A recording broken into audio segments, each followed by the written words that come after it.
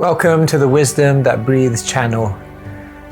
Across all our platforms, we try to share wisdom which is relevant and accessible to everyone. But on this particular platform, we go deeper into some of the ancient principles found within the scriptures. If you find some of the terminology difficult or inaccessible, then go over to our Keshava Swami YouTube channel where you'll be able to find other content which is perhaps more relatable. Thank you and enjoy the wisdom that breathes.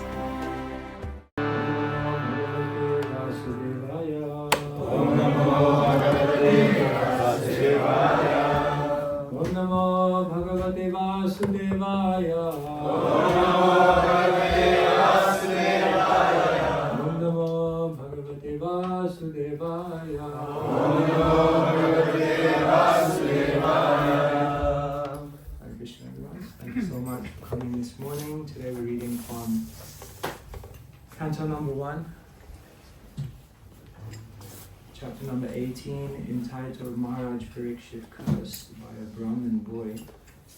And today we're reading from text number 15. Tanno Bhavan Ve Bhagavat Pradhano. Tanno Bhavan Ve Bhagavat Pradhano. I'm doing right. Mahatamaikantaparayanasya Harerudaram charitam vishuddham Shushatam no vitunoti vidvan No bhavan ve bhagavat pradhano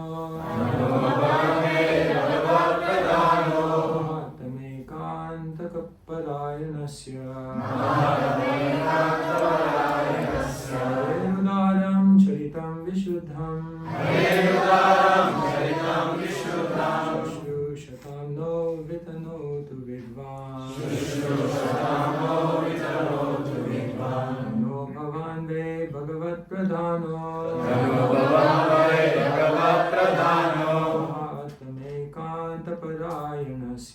Mahatamaikantaparayanasya Harerudaram charitam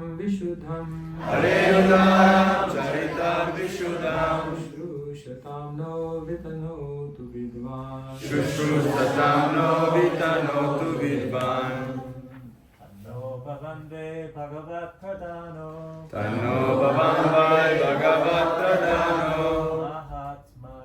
Mahatamaikantaparayanasya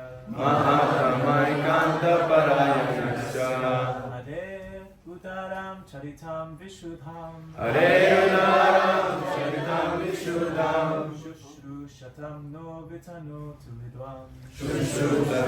vitanotu vidvan Tanno bhavan ve bhagavat pradhano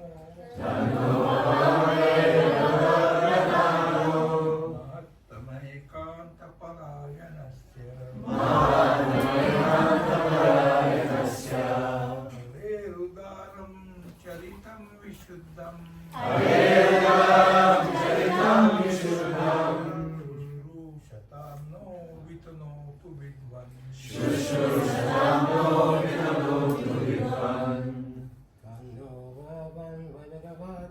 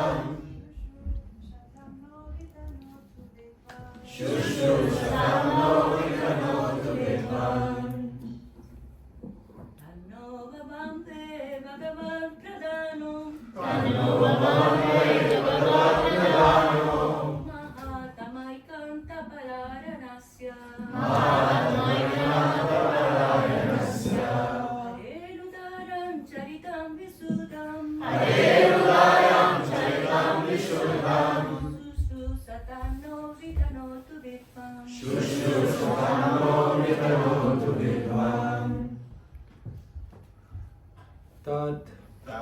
Therefore. Naha. Us. Bhagavan. Your good self. They. Certainly. Bhagavat. In relation with the personality of Godhead. Pradhana. Chiefly. Mahatma. The greatest of all greats. Ekanta. Exclusively. Valayanasya. Of the shelter. Hare. The Lord. Udaram. Impartial. Charitam. Activities. Vishuddham. Transcendental. Shushrushyatam. Those who are receptive. Naha. Ourselves. Vidanodu. Kindly describe. Vidvan. O learned one. Translation and purport by His Divine Grace Srila A.C. Bhaktivedanta Swami Srila Prabhupada Ki. I just got confused when I read the verse because the second line of this verse is exactly the same as the second line of yesterday's verse. Just fun fact. That Mahatma Me Kanda Parayanasya, they said that twice in a row, that the Supreme Lord is the shelter of all the great devotees, the only shelter of the great devotees. Translation. O Sutta Goswami, you are a learned and pure devotee of the Lord, because the personality of Godhead is your chief object of service. Therefore, please describe to us the pastimes of the Lord, which are above all material conception, for we are anxious to receive such messages. Purport. The speaker on transcendental activities of the Lord should have only one object of worship and service, Lord Krishna, the Supreme Personality of Godhead. And the audience for such topics should be anxious to hear about Him. When such a combination is possible, namely a qualified speaker and a qualified audience, it is then and there very much congenial to continue discourses on the transcendence. Professional speakers and a materially absorbed audience cannot derive real benefit from such discourses. Professional speakers may make a show of Bhagavad Satta for the sake of family maintenance, and the materially disposed audience hears such discourses of Bhagavad Satta for some material benefit, namely religiosity, wealth, gratification of the senses, or liberation. Such Bhagavatam discourses are not purified from the contamination of the material qualities, but the discourses between the saints of Naimisharanya and Sri Sutta Goswami are on the transcendental level. There is no motive for material gain. In such discourses, unlimited transcendental pleasure is relished, both by the audience and by the speaker. And therefore they can continue the topics for many thousands of years.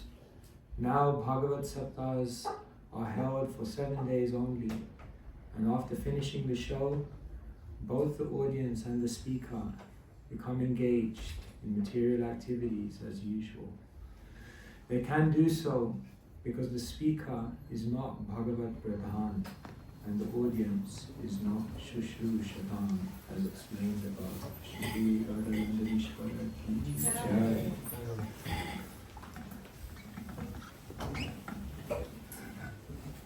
Some days that you read a purport like this and you think, what am I doing sitting here? In order for Bhagavatam to take place, in order for the magic of Harikatha to take place, there must be a qualified audience and there must be a qualified speaker. Both are as important as each other. In the Niti Shastra there is a verse, what is the use of a speaker if they don't have a qualified audience? It is like a washerman who goes to a town and opens business in a town of Nagababas.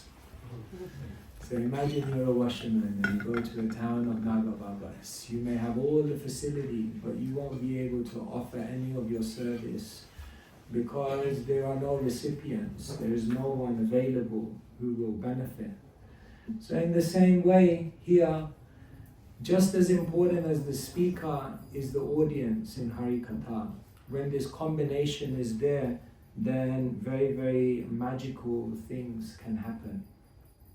Once Bhaktisvayam Bhagavan Maharaj tells the story, one professor of Hinduism had come to Srila Prabhupada, so he came into the room and maybe little proud of his position, and he looked at Srila Prabhupada and he said, "What is the meaning of Hinduism?"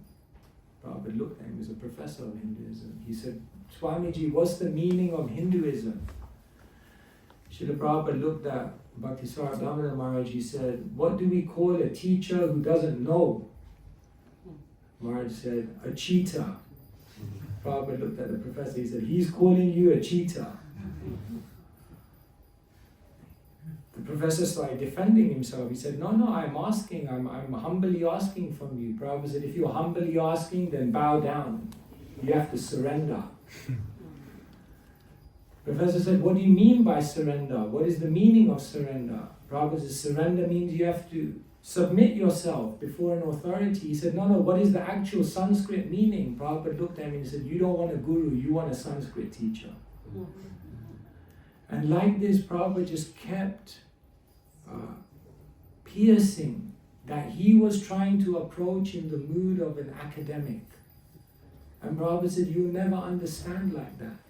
That kind of approach, you're not the right audience to benefit. If you actually have the quality of consciousness, if you have the desire, if you have the desperation in your heart, then you can actually really understand all of these transcendental topics." So here, Srila Prabhupada is making the very, very strong point that it's a speaker and an audience together. Harikatha is a team game. It's interesting when we read the Bhagavatam, we're not just reading the philosophy and the siddhanta of Bhagavatam, but what we're also grasping here is a culture of how to do these very, very sacred activities. The first thing is that the speaker and the audience come, and Maharaj Parikshit has just left everything behind. Atmajaya sutagara pashudra vinabandhushu raje chavi kale nityam viruddham mamatam jaho. He said he gave up Jaya, his wife, Suta, his children, Pashu, his animals, Dravina, his treasure, Bandhushu, all his family, Raje, his kingdom. All of these things he left behind. And he came to the Ganga to hear Bhagavatam. The sages had also left everything behind. They had nothing else in their mind. They were only coming to hear. And so the first lesson of the culture of hearing Bhagavatam is that you have to leave everything at the door. You have to leave all the attachments, all the concerns, all the other things, and one must come in ready, just sitting, just ready to hear. And they were patient. They were sitting for a long time. I don't know the longest class you sat in. The longest class I've sat in was about 4.5 hours. His Holiness Radhanath Maharaj gave a Gaur Purnima class in Chowpatty. I was there in 2002, and he went on for 4.5 hours. I think he could have gone longer. These sages were sitting for a long time. They were just patient. You see, what happens with us is when we sit down, if something doesn't happen within the first 10-15 minutes, normally when a speaker's preparing a speech, they say the first 10 minutes is when you have to, is make or break. Because if you don't get their attention in the first 10 minutes, then everyone's in another world. But that requires patience. The real audience has patience to wait and see. Like when they were churning, when you churn butter, then in the beginning nothing happens. It's just labor. And then eventually everything comes. When they were churning the milk ocean, then in the beginning it was just hard work, but eventually, after some time, the nectar came. So the first culture of hearing Bhagavatam is that one must be very patient. You can't just, we are not coming in to get entertained. We're not coming in to just hear something which immediately tantalizes the mind and senses. But one has to close their eyes, one has to meditate deeply, one has to be patient and see what are the messages of Krishna that are coming to me. It's very, very mystical in the culture of Bhagavatam that if the speaker and the listener are really meditating deeply, when the speaker's on the Vyasasana, inside they are meditating. Let the right words come at the right time, in the right spirit, to address my audience in the right way that will touch their heart. The speaker is trying to be an instrument, really, really trying to channel the pure message of Bhagavatam. And when the listeners are in the audience and are praying, now Krishna, my heart's open, my ears are open, please tell me what I need to hear. Please give me the answers to my questions.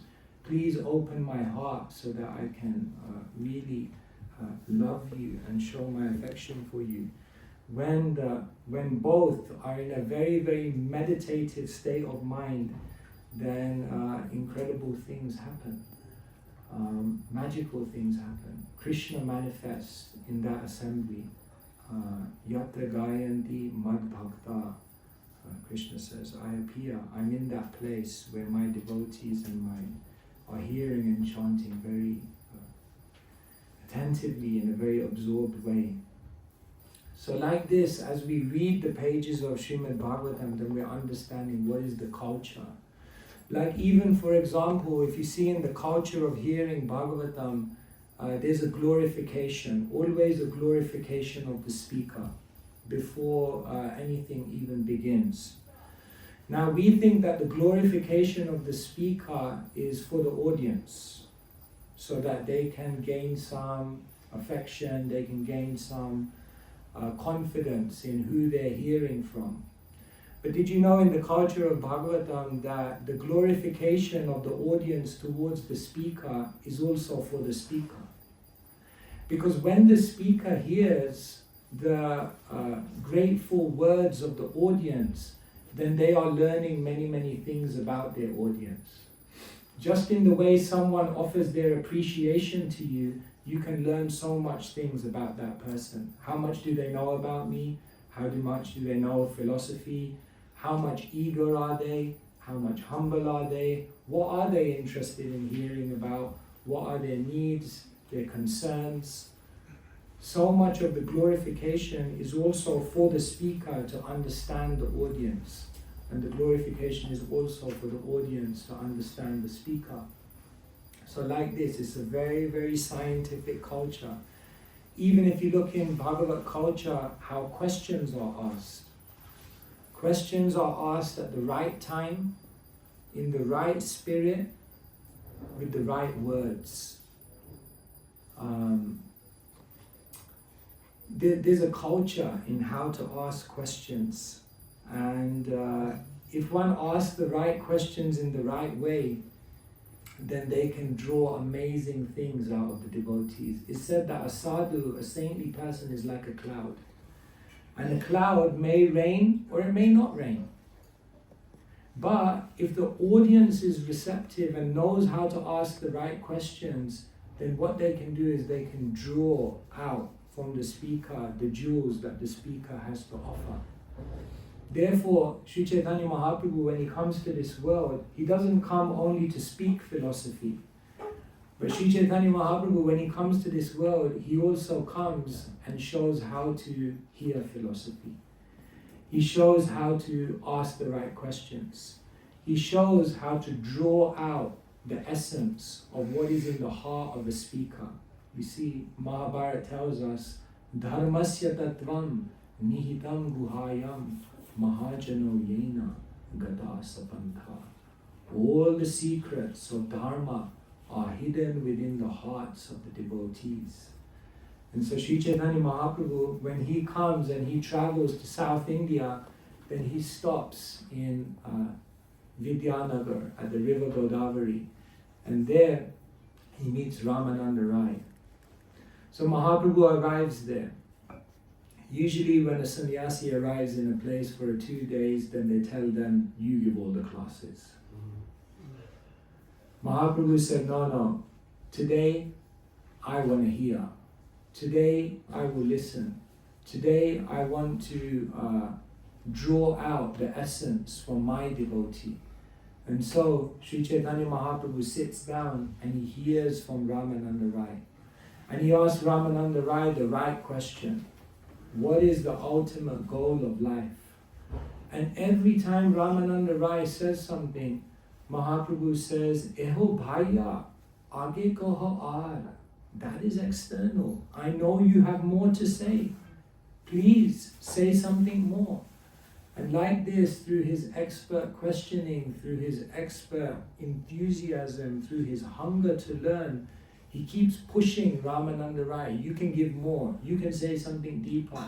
You can reveal more jewels to me. You can do it. And he draws it out from Ramananda Rai. Ramananda Rai looks at him and says, I am like a stringed instrument. You are the one playing. I'm just the instrument. If there's any nice music coming, all the credit has to go to you, because you are like the player who's bringing that beauty out. Mahaprabhu shows that actually it's not just the speaker, it's the audience that really, really draws that out and brings that beauty to the forefront. And so we have this great opportunity to create this culture, this very, very deep culture of hearing. Everything in the Hare Krishna movement is what we do the most.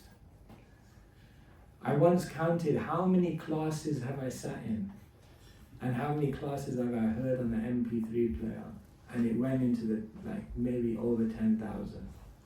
This is what we do. This is our religion, to hear. But if we become expert hearers, expert listeners, then we can draw out so much.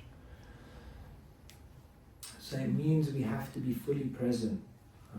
Eka man, Sri Chaitanya Mahaprabhu says in Chaitanya Charitamrita, we have to come with one mind.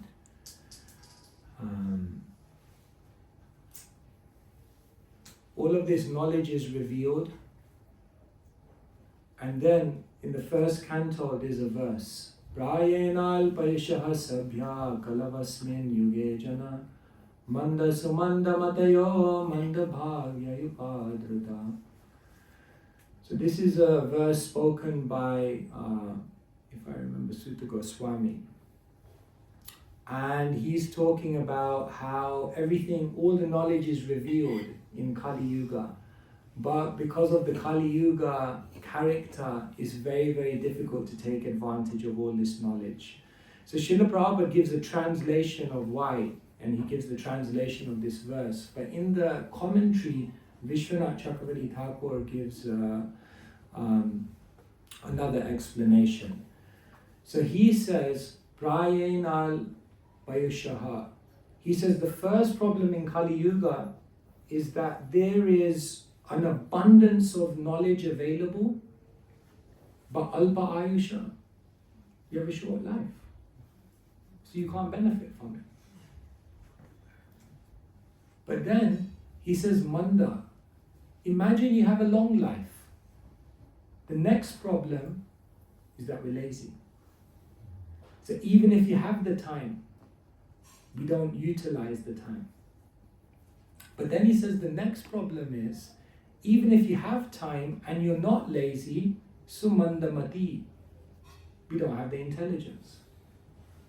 So if someone has the time, they're not lazy, they access the knowledge, but they don't have the intelligence to understand. So he goes, then you're blocked still. Then he says, but you can overcome that by hearing from a great devotee. But then he says the next problem is manda bhagya. When you go to hear from a devotee, then you'll be cheated, because they are not Bhagavat Pradhan. They're not qualified to teach you. So then he says, then you're blocked. But then he says, there's one final thing. He says, imagine life is short, but imagine you make time. You're not lazy. And you don't have the intelligence, but then you come in front of someone who does have the intelligence to be able to share that with you. The final problem, the final nail in the coffin, upadruta, we're always disturbed. So when it comes to that point where we're in front of the person who can give us the knowledge and who can deliver Bhagavatam to us, because our mind is always disturbed, we're not able to actually tune in. And so, this is the great opportunity we have. It's hard to hear, to do it well. It's hard. But it's even harder to have to then go and learn all of this through the hard knocks of the material world and experience it. See, there's three ways of learning. One way is you learn by hearing. Second way is you learn by observing. And third way is you learn by experiencing. So sitting here and listening to all of this is an incredible opportunity to hear and to understand and to absorb and to save ourselves from so much difficulty. It's hard to hear, but it's even more hard when we have to go out there and experience all this in the real world. Like, it's hard to study, but it's hard to fail. It's hard to go to work, but it's hard to be unemployed. It's hard to be disciplined, but it's hard to then have regrets. It's hard to tell the truth, but it's hard to try and keep a lie. It's hard to do exercise, but it's hard to be ill. The purport is that life is hard. But you have the choice of which hard you want to accept. Sometimes we think the easy option will make an easy life. But actually, the easy option creates a hard life. And the hard option often creates the easy life. And so it's hard to hear. But if we don't, then it's going to be even harder in life, in the school of hard knocks. So here is a very, very beautiful reminder. Please describe the pastimes of the Lord to us, which are above all material conception, for we are anxious to receive such messages. Here, we're just remembering that hunger to learn, that desperation to hear, that ability to come into the arena of Harikatha and leave everything at the door and just try to listen deeply. This is one of the biggest sadhanas you will do in the Hare Krishna movement, along with chanting, hearing Bhagavatam. And if we become good listeners, if we're able to really, really tune in, then not only will you be able to draw amazing things from the speaker, but you will awaken beautiful realizations that will save you from the school of hard knocks. Hare Krishna, Krishna Krishna, Hare Hare, Hare Rama, Rama Rama, Hare Hare. Okay, I'll stop there. If anyone has any comments, questions?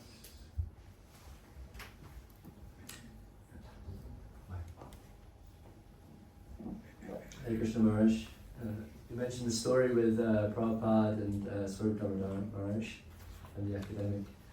Would you be able to just elaborate what being in the academic world but not being academically inclined towards Bhagavatam? Yeah, so Srila Prabhupada also wanted the devotees to study deeply. See, when we talk about academics, one of the problems is obviously in definition. So the problem with the academic world is that it studies, and what it tries to do is take all the transcendental phenomena out of something. What the academic approach is to kind of look at a movement, or look at a body of knowledge, or look at some kind of spiritual phenomena, and basically take all the esoteric aspects out of it and try to explain it purely in sociological, anthropological terms. And therefore, what basically academics does is it's all reductionism. It's trying to take divinity out of the equation. Like, for example, if you hear many academics talk about Srila Prabhupada and how he did what he did, then what they'll do is they'll try to just explain it according to sociological factors. The Swami came at this time, and somehow sociologically at that time there was a counterculture coming, so he came at the right time. The Swami was a pharmacist in his previous kind of activities, and therefore he had a business mind, and therefore when he came, not only was it the counterculture, but he knew how to create a business and expand and scale. This is how they'll explain it. This is academics. But what we understand, Krishna Shakti Vinana He Tara Pravartan. You can have all the materialistic characteristics in the world, you can have all the qualifications, but if you're not invested with Krishna Shakti, you won't be able to move people's hearts. So the academic approach is not bad in the sense that we can learn from it, how to analyze, how to look deeply, how to look beyond the surface. Sometimes when you read academics talk about Bhagavatam, they also have very interesting realizations, because the academic method is also interesting at looking at a text in a deeper way. The only aspect of academics that we have to be careful of is when they try to take all the divinity out of the situation. That aspect has to be guarded against. But academic methodology as a way of understanding a scripture or a spiritual phenomena in a deep way, some of the techniques they use are actually very, very useful, but without compromising the devotional spirit. The other thing about academics is that it's just, often it's just gymnastics. It doesn't amount to anything. There's no call to action. There's no transformation. There's no tangible change that comes from all of their studies. Like Vidayananda Maharaj, he tells that he was studying at Harvard, and he was studying all this philosophy, and then he said he came to Berkeley Temple. So he was sitting in the class in Berkeley Temple. So the devotee was giving a class on the Bhagavad Gita, all this philosophy. Your soul, Krishna is God, you're Krishna's servant, you're Krishna's servant. And then at the end of the class, someone came up to him and gave him a mop and said, you're Krishna's servant, now mop this temple. And he said, I was ecstatic, because it was the first time in my life I heard a philosophy, and then they told me to do something about it. They told me to actually apply this and do something with this in my life. And that's the problem with academics, is it's just a lot of gymnastics, and it doesn't amount to much at all in the end of the day. So there are good things in academics, and then there are limitations, and we just have to understand. Does that help?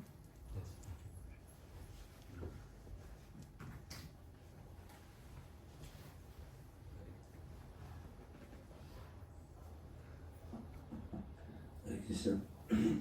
So you mentioned in the class that there are differences.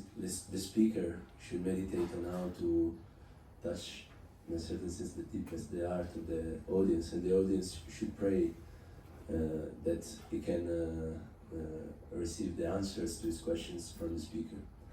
And sometimes these answers arrive also from the speaker, but the change from the audience, from the listener, doesn't arrive late after the class. So how can we learn, or how can we enhance the change in our habits or in our mindset after the from the Bhagavatam class, from the Katha? How can we be more inclined to create a change? Oh, so you're saying in the class, when you're listening, you hear the message, the answer, but then when you leave the class, you forget the answer. In general, some change or some intuition or inspiration that can come from the class. How can we keep them and apply them in our? Thank you. So when you eat, there's a few stages. The first is the food goes into the mouth. The second stage is then you begin chewing. And then the third stage is you swallow. And then the fourth stage is that it then energizes your body. It's digested and energizes your body. So in the same way, knowledge is processed in the same way. It comes to you in the class. That's like food into your mouth. But then you have to chew. They say that if you don't chew food 20 times, I think, you can't actually get the benefit from it.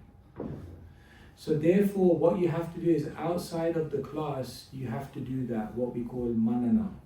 Manana means contemplation. It means reflection. It means rumination. So it means you have to discuss it with someone. You have to write it down in a journal. You have to then remember what you heard and then try to do something with it, or try to make a plan to do something with it. And then, just like then you swallow the food. So then what happens, the third stage of learning is nididhyasana. Then you apply it. You change something in your life. You experiment with that knowledge. And then the fourth aspect of learning is vandanam. Then you pray to Krishna. That I've heard this, I've meditated on this, I'm trying to do something with this.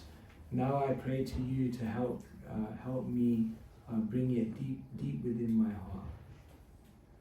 And that's why, again, we can eat a lot, but that doesn't mean you're digesting. It doesn't mean you're becoming energized. It doesn't mean that you're actually getting the full benefit of it if you don't do the other things. So, yes, in the class you receive a lot. That's just the beginning. You're just putting food in your mouth. Then the rest is up to you. Does that help?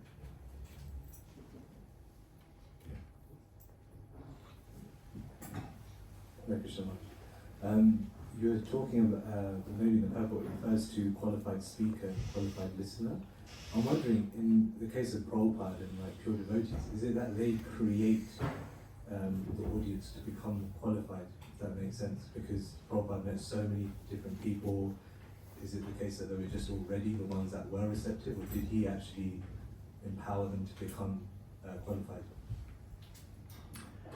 Yeah, the Shakti is said that there are two receptacles of bhav, or spiritual emotion. One is the Dham, and the other one is the Bhagavata, or the devotee. So it's said that they are like cups of spiritual emotion, and they're overflowing. So it means that anyone who comes in their vicinity, even if they lack qualification, then by proximity with someone who's extremely advanced, they almost uplift and upgrade your own qualification. And therefore, even someone, he met Srila Prabhupada and he said, I went in his class, I didn't understand anything. But he said the way he was speaking and the tonality of his voice, in my heart I felt this person has something very urgent to tell the world. But I have no idea what it is, but I need to listen. So there's something about when a great devotee speaks, it's their words, it's their conviction, it's their taste, it's their absorption, and it's their deep desire to give to you that's attacking you. All of that. And therefore, even someone who's lacking qualification, it can then activate something within someone And therefore, yes, Srila Prabhupada said, I made your qualification in many ways like that. So, the words, Guru Mukha Padma Vakya, Chitete Koriya Haikya. When the words are launched from the mouth of a sadhu, one time Bhaktisiddhanta Saraswati Thakur, he met someone called Kundan Lal. He was like a military officer. So he wanted to explain to him the power of hearing Hari Katha. So he used a military analogy. He said, just like a plane, a helicopter comes with all the soldiers, and the helicopter flies, and then the helicopter comes to the army's, the opponent's land, and then the helicopter comes down, and then the helicopter lands. And when the helicopter lands, the doors open, the soldiers come out, and they go into all directions, and they take over the whole territory. So he was giving this analogy. And the military officer was like, wow, you know about this stuff. And then he said, in the same way, when Shabda Brahman is launched from the mouth of a Bhagavata, then that transcendental vibration comes into your being. If you allow that transcendental vibration to land in your heart, then when that transcendental vibration lands in your heart, then every single syllable comes out from that transcendental vibration and goes to all parts of your being and conquers over your consciousness. That's what basically happens. So it's like that actually. Sometimes when you're hearing someone, a saintly person, like, I don't know if you have that experience, sometimes I feel like it's just attacking your false ego. It's like it's uncomfortable sometimes. Because it's powerful, because so much is being launched, not just information, many, many things. So yes, Prabhupada was able to bring people in by his qualification. Anyone from the ladies?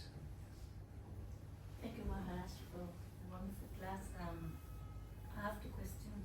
One is you were saying how we must live at the door so many things when we come to hear Krishna Katha. And we have so many attachments, so many things that is sometimes is difficult to, things come when you're listening from family or whatever. So from your own experience, because you are a sannyasi, you have left so many things behind, so to give your heart to Krishna, from your own experience, what can you say about how to leave things behind when we come to listen to Srimad Bhagavatam? And then the other question is, I very recently started to read the Srimad Bhagavatam, and I'm not close to a temple, so or devotee, so I'm because I want to read fast. I mean, not fast, but I say there's so much that so I just read but not stop or write. So I don't know what is the best way maybe to when you start studying with Srimad Bhagavatam, so we can absorb more and really take it to our hands. Thank you. So yes, on your first question, I talked about how when we come into the assembly, we have to leave everything at the door. See, the tendency is we're here in Hari Katha, and through our mind, all the problems, all the issues, all the struggles are going through our mind again and again and again. It's hijacking our space. See, many problems in life can't be solved. There's no solution for many things. But there is the opportunity of absorption. See, we have this tendency in our life that I've got to solve everything. Some fires are just going to burn. But what you can do is you can get absorbed in Krishna. And if you get absorbed in Krishna, then maybe all those problems, you may not be able to solve them, but maybe your absorption will make those problems pale into insignificance. That's the opportunity. But we have this controller, Ishvara tendency to try and solve everything. So the idea of Harikatha and coming in and leaving everything at the door is to say that in this time, I'm just trying to become absorbed in Krishna. I'm not trying to solve my problems. I'm not trying to deal with the material world. I'm not trying to work it all out. But if I get absorbed in Krishna, like we give that example, if you put a palm full of salt in here, it's going to be salty. But imagine we fill this whole room with water and then you put a palm full of salt. The depth of the volume just absorbs it. So problems, you can't solve them. But what you can do is you can expand the depth of your consciousness and absorption so that those problems pale into insignificance. This is the basic misunderstanding that we have. So absorption is everything. You know, there was a apartment building, 30 floors, and then someone came to the person in charge, landlord, and said, this lift is too slow, can you speed it up? And he said, don't worry, I'll call the engineer in. And he didn't call an engineer in, he called a carpenter in. And the carpenter put a mirror in the lift. And 1 week later he said, wow, that lift is really speeding up, no?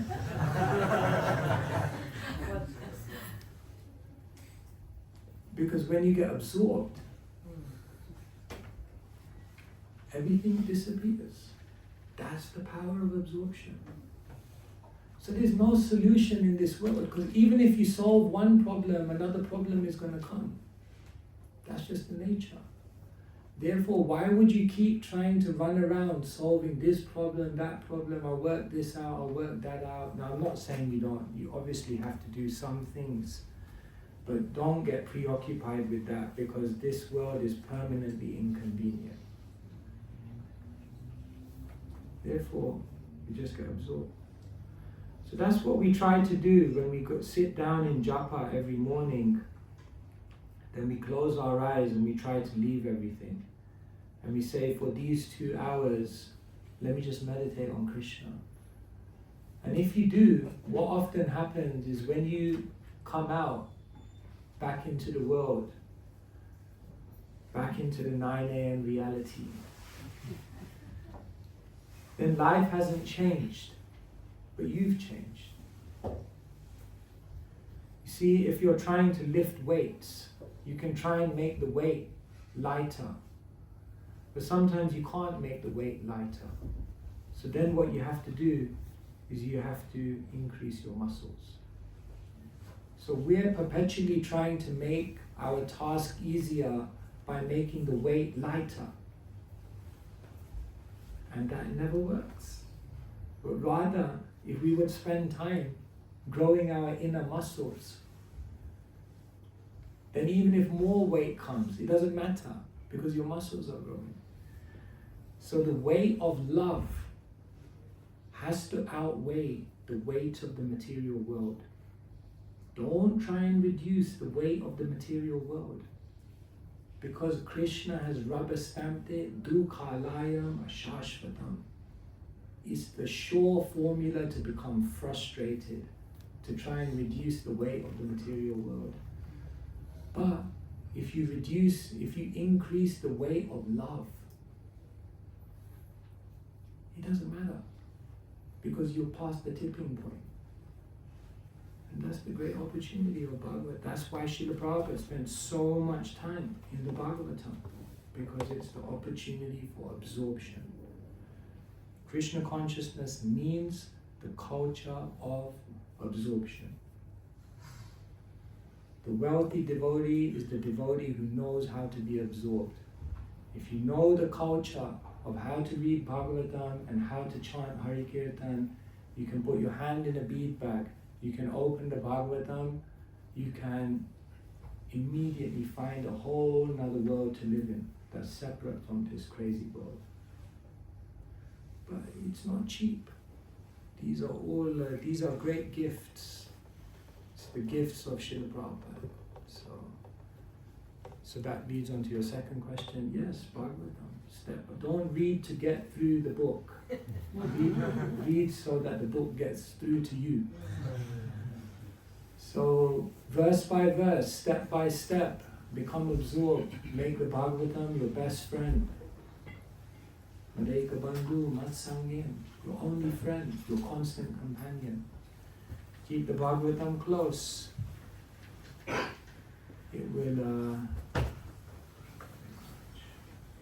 help you in every situation. Sorry, I didn't give so much practical advice. I just went into a bit of a monologue there. All right, I think we should end here. Time is going. Granth Raj Srimad Bhagavatam ki jai, Shri Prabhupada ki jai.